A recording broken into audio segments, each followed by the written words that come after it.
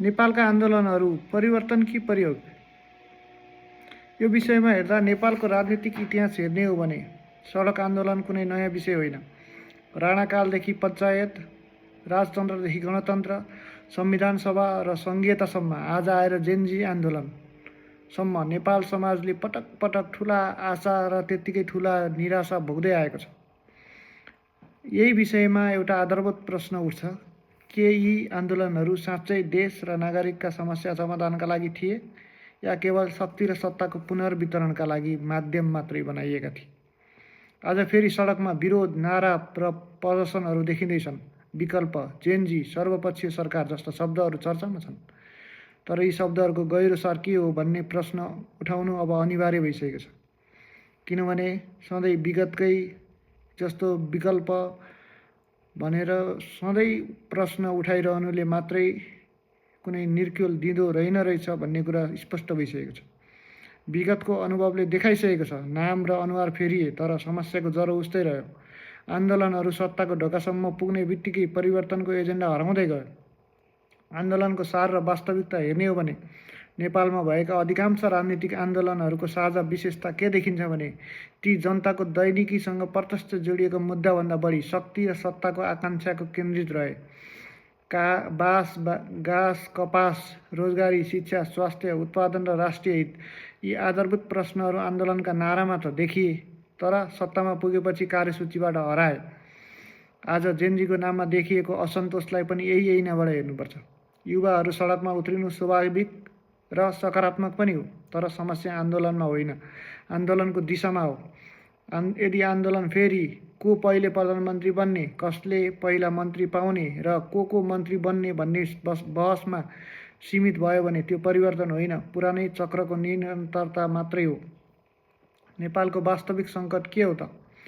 यदि हामी साँच्चै सङ्कट के हो भनेर बुझ्न चाहन्छौँ भने सतै नाराबाट बाहिर निस्केर संरचनात्मक समस्यातिर जानुपर्ने हुन्छ।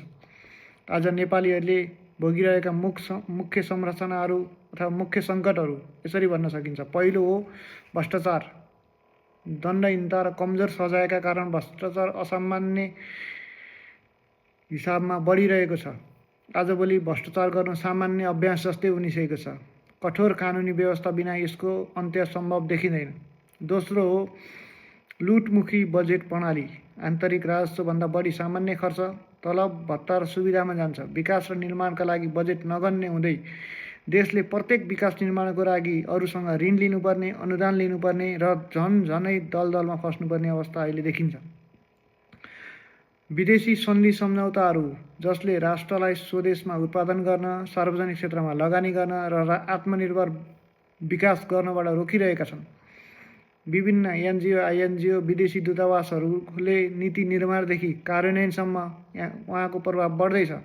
जनप्रतिनिधि र सरकारी संरचना औपचारिक मात्र बनेका छन्। हाम्रो खुल्ला सिमाना, जनसङ्ख्या अतिक्रमणले अपराध, अस्थिरता र सामाजिक दबाव बढाइराखेको छ। बेरोजगारी र विदेश पलायन हुने समस्या झनै बढिरहेको छ। उत्पादन र रोजगारी नहुँदा युवाहरू विदेशिन बाध्य छन्।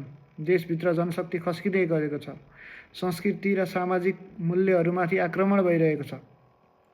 विभिन्न बजारमुखी सोच र बाह्य हस्तक्षेपले सामाजिक संरचना कमजोर बन्दै गएको छ। अनुत्तरदायी राजनीतिक व्यवस्था छ। न कसैको सुरक्षाको ग्यारेन्टी छ, न जनताप्रति कोही उत्तरदायी छ। यहाँ विभिन्न ठुला राजनीतिक अपराधहरूको छानबिन हुँदैन।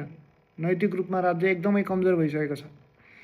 राज्यमा भएका विभिन्न नवौपनिवेशिक संरचनाहरू जस्तै ऐतिहासिक सन्धि र आयातित व्यवस्थाले नेपाललाई पूर्ण रूपमा स्वाधीन निर्णय गर्न नदिएको यथार्थ पनि हामीबाट लुकाइएको छ।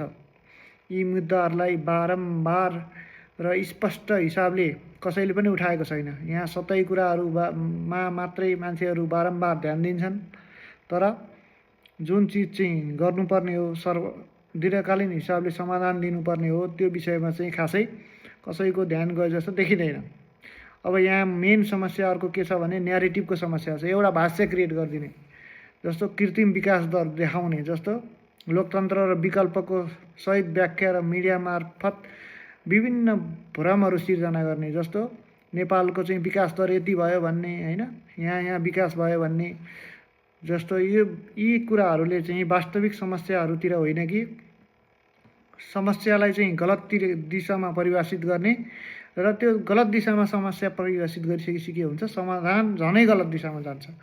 त्यसैले अब यसको कस्तो खालको आन्दोलनको आवश्यकता हो भने जुन चाहिँ प्रणाली परिवर्तनको लागि हुनुपर्ने हो। शक्ति लिनु अघि नै के हुनु पऱ्यो भने जस्तो जेन्जी आन्दोलन भयो, तर जेन्जी आन्दोलनपछि के गर्ने भन्ने त कसैलाई थाहा थिएन।